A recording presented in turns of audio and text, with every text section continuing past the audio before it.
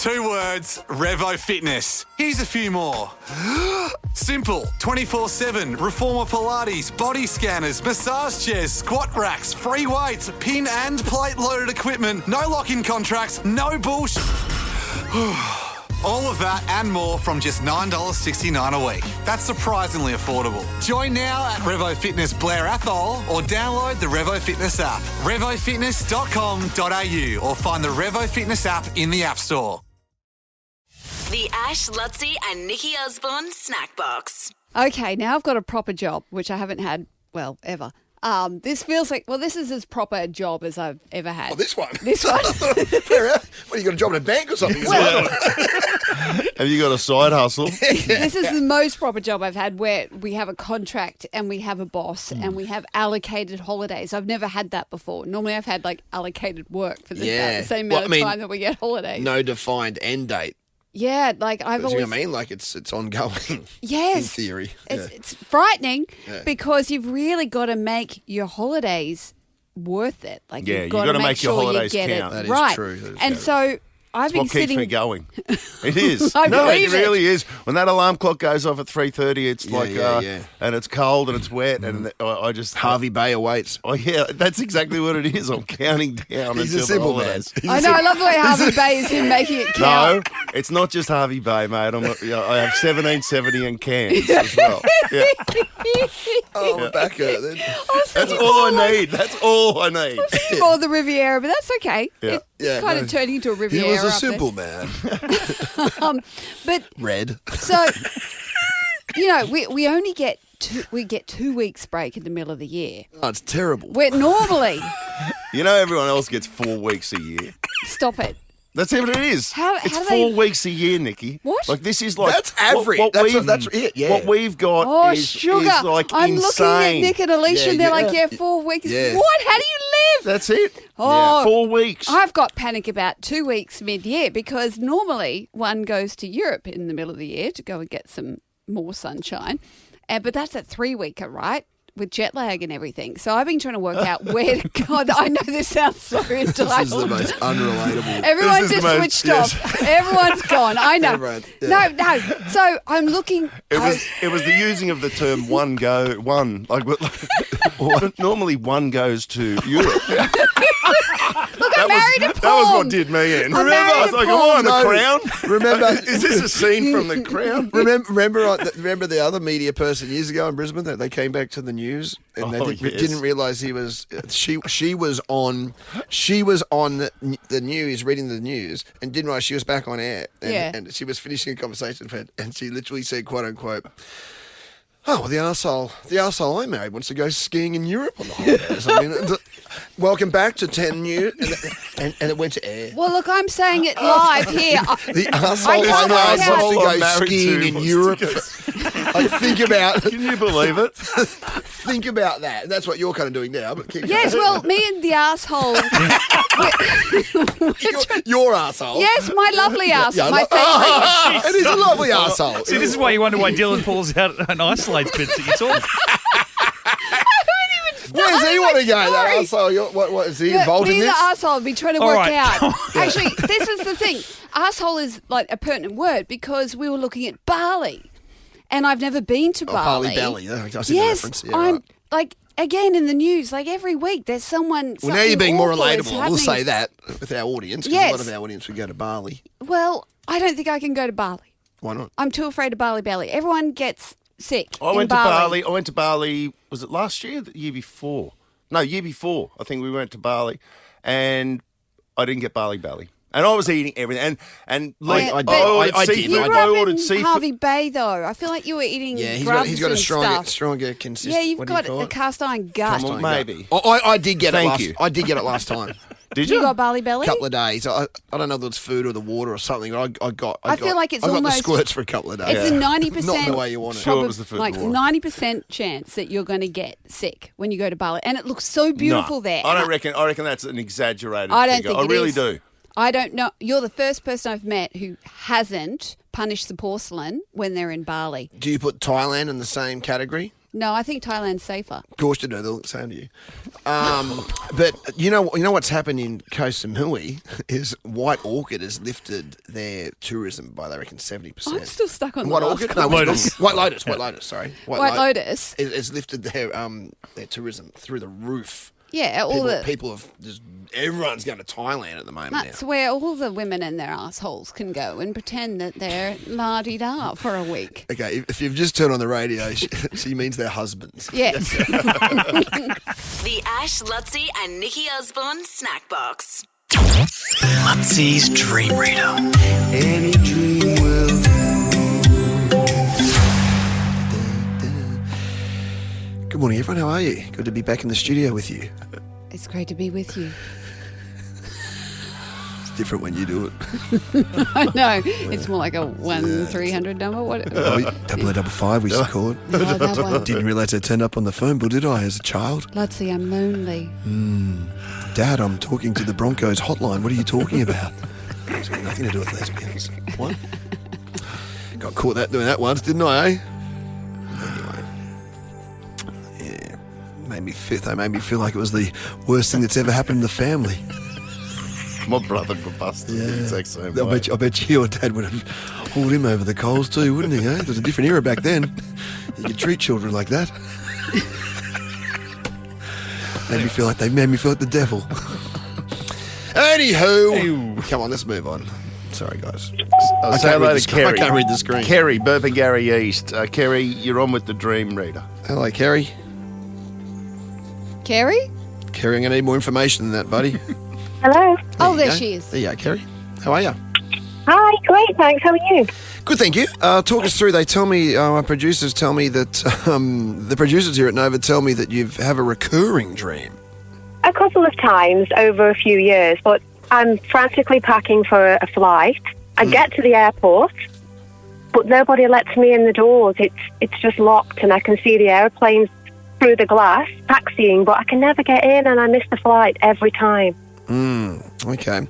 Recurring is an interesting one. The recurring dreams is the big thing about recurring dreams is it's likely to be less literal because there is that great fear. I reckon one of my greatest fears in the world is missing planes. Like I genuinely get to airports a lot earlier now because of some very anxiety-driven moments where I've missed flights. And you're getting old too, that happens. And plus, you need to get, just in case you need to go to the toilet or something. Yeah, me too.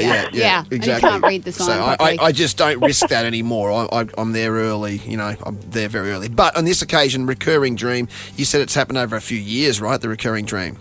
Yeah, it's happened about 2 or 3 times, but it's not necessarily when I'm going to go on a flight. I just dream that I need to get on the flight, and I get there on time, but nobody lets me in. Yeah, which makes me think as well. If I was leading up to it, you were travelling to Europe next week and you're having that flight again, it'd be more literal. But this is just in the fact that it's happening over a number of years. This is what's happening there, Kerry. Is that there's something within you that wants to get out in life. Okay, and then this is generally speaking, I'm going to head more towards the career sort of driven pathway for you. Ooh. And that, you're pushing the envelope. You're trying to get into new areas and experience new things. Maybe change your trajectory a bit within your chosen profession. But someone or something isn't allowing you to make that final step, which is manifesting in your dreams by getting on the plane and getting out of here. So, have you I love my job. I love my job, though. That's weird. You love your job, and you've been in your job for a few years now, that same industry? Yeah. I work in education. I absolutely love it. Is there a part of you that's looking to move in another area or maybe become something more within that industry, even though you love it? Ooh. Maybe. I think it's your mind. Ooh, I think it's your body and your mind telling you that maybe it's time not to change your job, but just to look for opportunities, just to broaden your horizons a little bit within that job. Okay. Interesting.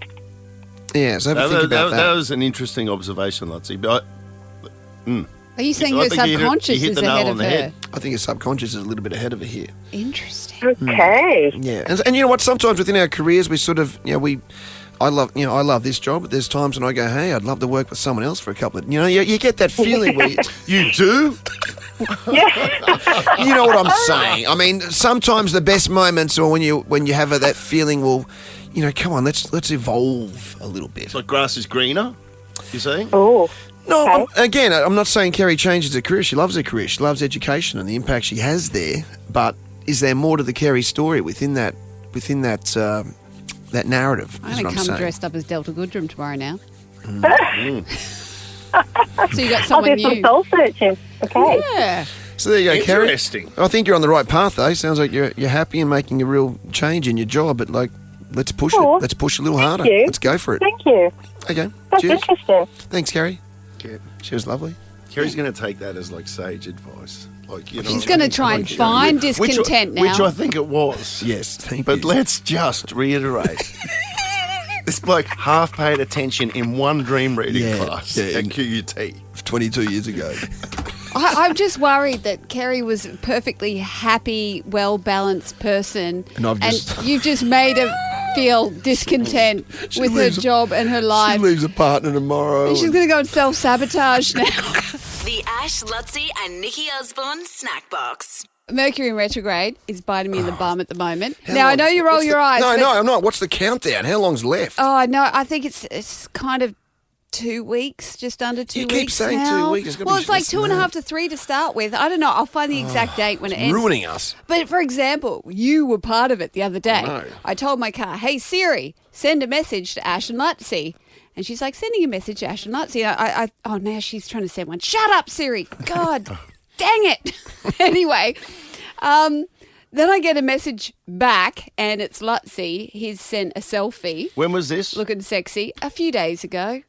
And then... Yeah, I mean, I had clothes on, but I was on my, it was just a very candid selfie of myself looking down my steps with like the neon sign live nudes behind me from the Adam Sandler film. Big Daddy.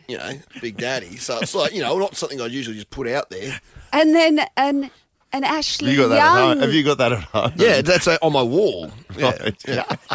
So then an Ashley Young has been the recipient. Yeah, because I didn't of get a his- text No, message. you No, didn't get it. you did not. Who's Ashley Young? Exactly. Well, Like, she's in your bloody... I know she's down in Melbourne. Oh, right. Yeah, okay, yeah. But like, I message you two all the time, and yet Mercury's had a little fiddle Retros. with Siri, retrograde, Retrograde. and then done that. And then this morning I ran out of data while I'm driving along, and then Yeah, data. Is that still a thing? yeah, no, it is a thing because we don't bother doing the plans anymore. We do data because then you go overseas and then you do a Ubiggy app like thing, sim. Yeah, well, that's the only time I run out of data is when I'm overseas, usually. Yeah, and because we're I going haven't run out of overseas a data lot. at home for No, ages. I think you'd have unlimited data. That'd be wild. I know. I felt like a student at uni this Yeah, morning. that's But like- this is Mercury. So all of a sudden, because I went to put in whether I was going Wait, to be late what for did work Ashley or not. Young do? Ashley Yeah. Young. She went, oh, yeah. Oh, is that a girl? She went, I think this is, it's a girl. It's That's a what I'm girl. saying. She's like, wrong Ash. Yeah, I think you wanted the wrong Ash. And then she went quiet because then I was like, oh, sorry, Ash, and blah, blah, blah. She's just like, Nothing. That's what I thought. Who was it? Nothing. It was Ashley Young. Who is this woman? Like It was what nice have- and have I properly offended her awkward. with the live nudes? Oh, no. No, she's hard to offend, Ashley, actually. Right, yeah. But, yeah. I got Weird that all though. the time. If I'll go call Mark. I got a mate Mark. Yeah. I go call Mark, and it'll start ringing. Every time it rings, there's another Mark who's a real estate agent. Oh, so you ring him? Yeah, but It rings but, him and But, then, but yeah. I always go. Then it comes up on the phone Yeah, yeah. in the car, and I go, "Oh shit, no, no." So then I press stop, Yeah.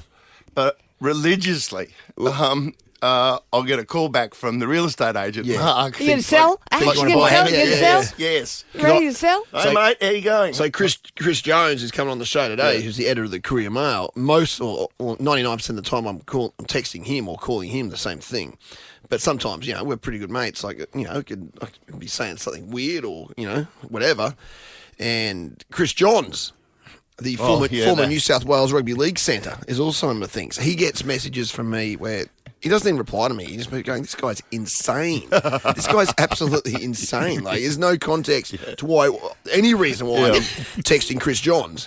But it's Chris Jones. You got to be so careful, especially Yeah. with the car dictation, because you're not really checking who you're sending it to. No. So my advice is, if you've got someone rather important in your address book, give them a crazy far out name. Yeah. So then you don't do this, because Mercury is out to get you. The Ash, Lutzi and Nikki Osborne Snackbox. Now, this is very special. Christina Cook is an astronaut. She's an astronaut. And to that end, like, we're going to have a chat to her right now, but have you ever had a question for an astronaut? If you've ever had a question... How could you not have that a you've question? wanted to pose to Like, an wake up if you astronaut don't. and get it answered, 13 24 10 now. We can rack up the calls because this is rare air. Pardon the pun. And I'll tell you what, if you get on and you're really good, we'll give you a double pass to an afternoon of science at the World Science Festival, Queensland, where Christina will be appearing. Now, that's kicked off. Kylie, now's your time to... No, I'm asking you. Oh, yeah. What are you Kylie's just taking She hit pictures. the deck when I did that. I was looking around. You don't know?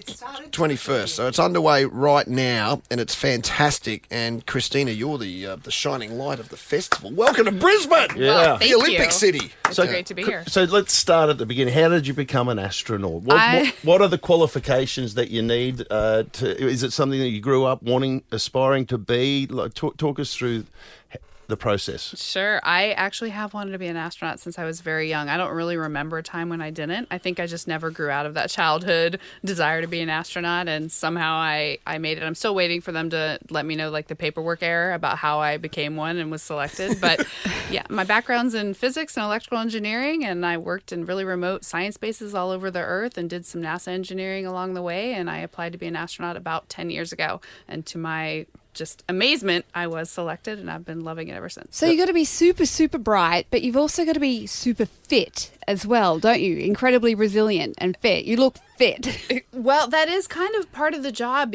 and mainly because spacewalks are hard. They're very physically and mentally demanding, and we all have to be qualified to do spacewalks to work on board the International Space Station. And so, yeah, we have a pretty regimented fitness qualification. You did the first ever all-female spacewalk. Is that correct as well? That's correct. I did. Yes, The team did. It wasn't just me. No. But when you, I meant that you along with the rest of the team.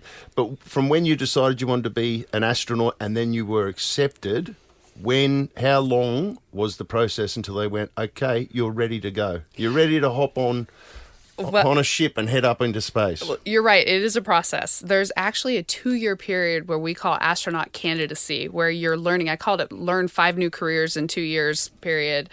AKA go to work and be really bad at things for 2 years and try and figure them out. So had to learn how to be a pilot, learn the Russian language, learn how to operate the space station robotic arm, learn the engineering of the space station, learn how to spacewalk, all kinds of things. And yeah, after you graduate from that, you are deemed ready to accept a flight assignment, and then you go about waiting to do that and to fulfill your mission. What was the hardest part of training that you found? Do you have to vomit a lot? Like, do you vomit? No, luckily that is not a requirement, but some people do.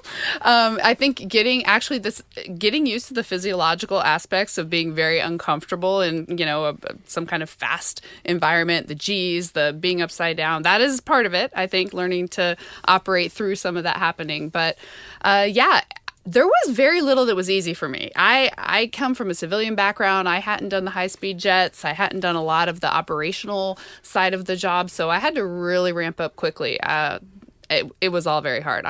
Don't learn language naturally, so I worked very hard at it. So you had to learn Russian. Is it all friendly up in space? So everyone Very. helps everyone up in space? Yep. Person to person, it's a wonderful thing. Because the movies always say otherwise. You always I saw one last year. Beware What was the it? Russian. It didn't I go well. launched on a Russian rocket. Like, when I Really? launched, everything was in Russian. There was no English. Yeah, Really? I spent a year in Russia training for my mission for about 10 years after NASA retired the shuttle program and before we started with the commercial crew. You've heard of, like, the Dragon SpaceX getting Yeah, astronauts yeah. to the space station. There was a period of time where we cooperated with the Russians, and we still do. We still trade seats on our respective vehicles, but for a while, that was the only ride in town. So we all launched out of Kazakhstan.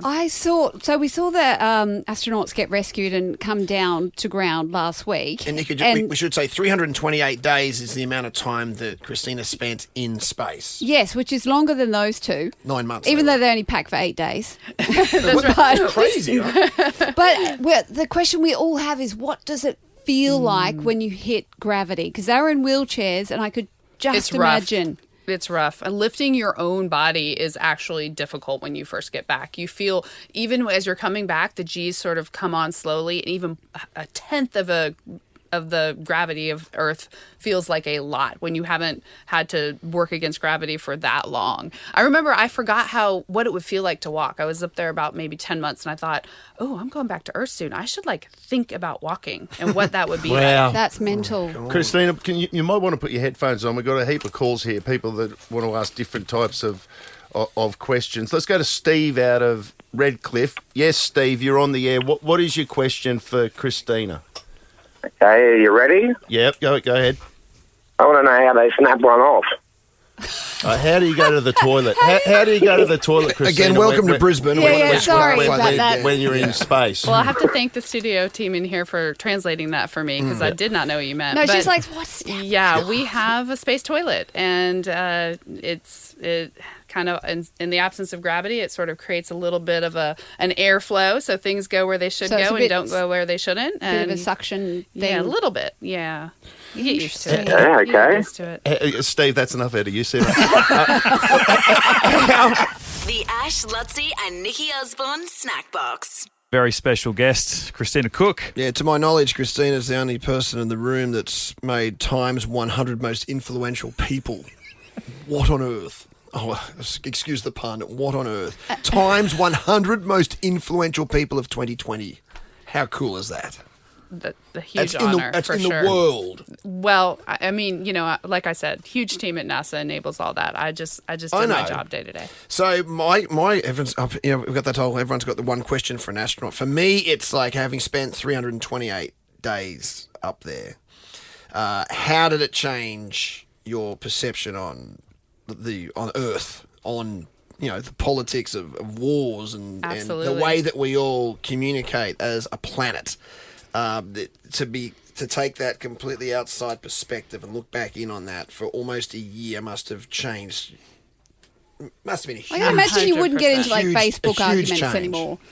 That's right. When you're looking at something that grandiose and you see, no kidding, there really aren't lines on the planet. There aren't borders. We're all from, the same things keep us all alive. We care about the same things. We love the same things. We're more alike than we are different. There's no room for petty things, like you're saying, jealousy, having arguments over resources or all these things. You just realize that none of that really matters. And there's an amazing perspective that you have thinking about our planet, and that everything we have here is something to appreciate and not to take for granted. And it's also not an absolute.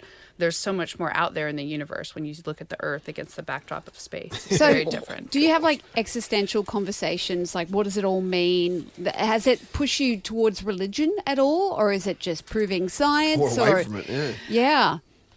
I'm a very practical-minded person as an engineer. So for me, I have the takeaways like I just described, but that's kind of, it has to be a tangible takeaway for me. Like, okay, what does this mean about how I interact with people and understand like people's differences and what makes us the same and what makes us different? So not so much, but there's a lot of awe involved when you see the Earth from up there. And I mean, we're going on this Artemis mission soon where we're going to be looking back at the Earth and seeing the entire planet as one out the window. Wow. And what's that going to feel like? I feel like we should explain what that mission is. So you're going up and you're circling the moon, and that's right. a lot further than what you've been orbiting to date. Yep, that's right. So NASA has had a presence in what we call low Earth orbit with the International Space Station orbiting around the Earth several times a day, and then going to the moon is about 1,000 times farther than that. And we're going back to the moon as part of a campaign to stay, to learn, to discover things, technology, science. What can it tell us about where we're from, the formation of our solar system, and even our universe, and then taking that on and hopefully going to Mars very soon and learning everything we can there, including are we alone? So those are the real existential questions. That's the next frontier. Because the space station, you were saying, is 400 kilometres Yep. above us right now. When you get to the space station, you dock at the space station. Is there effectively like passport control, or Nope. is the door just open In and you fact- you come and how many people live on or are on the space? Like how many people would be on that Sure. space station right now? Right now, during my time it was about 6. It's usually about 7 right now. And the weirdest thing about going to space when you get on this rocket is you don't need a ticket. Like you just go. It's the most amazing journey that you take, and you just show up in your spacesuit and they let you on. It's bizarre. Wow. You dock and then you open the hatch and there's all your friends. Then you're in charge. Let's take Kaylee. Kaylee, yes, Kaylee, you're on the air with an astronaut, Christina Cook. What's your question for an astronaut? Hello. How do you brush your teeth? Good question. That is a good how do you question. take care of your oral hygiene? That's up there? right. Very important. Yes, you have to brush your teeth in space. We don't have any running water because gravity can, put the water down the sink, it would just go everywhere. So yeah, we just brush our teeth. You can float your toothbrush right in front of you. Go grab your toothpaste, throw it on. Everything's just floating all around you, and brush up. And then usually we don't really have the whole get rid of the toothpaste thing. Spit it into an old towel, maybe swallow it. But it works. Kind of like camping. Yeah. Tim out of Ferny Hills. Yes, Tim, your question? Tim, go ahead. No, he's not there. I think he fell asleep. He wanted to know, how do you sleep? Do you get strapped in of a night time, or what happens there? We hang a little sleeping bag kind of a thing on the wall, and it's got holes for your arms. So you get in, you zip yourself up so you don't just float around, and you kind of just, your arms pop out. You sort of are in sort of like a zombie position like this, and you just, the weirdest thing actually about sleeping in space, you don't crawl into a bed or plop down. You just close your eyes. Then it's time to sleep. And no noise. Crazy. No, it's the most peaceful sleep ever. I love it. It was a great sleep. Because I was going to ask off the back of the gravity thing. When you land, you have to learn to walk again. I was wondering, that's brutal. When you sleep, you are actually like weighted down by your own. You're kept down, whereas in space there is no gravity. So it's still a better sleep up there? For me, it was wonderful. No hot spots, no achy joints, nothing. You're just completely suspended, and it's so peaceful. Well, that'll be the new Florida soon. People Honestly, go up I think it there should and be retire up there. spas in space is the next thing. I'm telling you, Yeah, it's the best. weightlessness. A spa in space, yeah. No pressure on joints. Yeah, that's It's an anti-joint thing. The best. So you were saying, sorry, Yeah, no. I've got to get this one out because it blew our minds. Every hour and a half for you, it's daytime, nighttime, daytime, nighttime. That's right. And what's the prettiest time? Sunrise or sunset, when it's coming up and the sun is through the atmosphere of the earth. It's super red, and you see all the colors right in a row, right on the horizon, making a beautiful arc.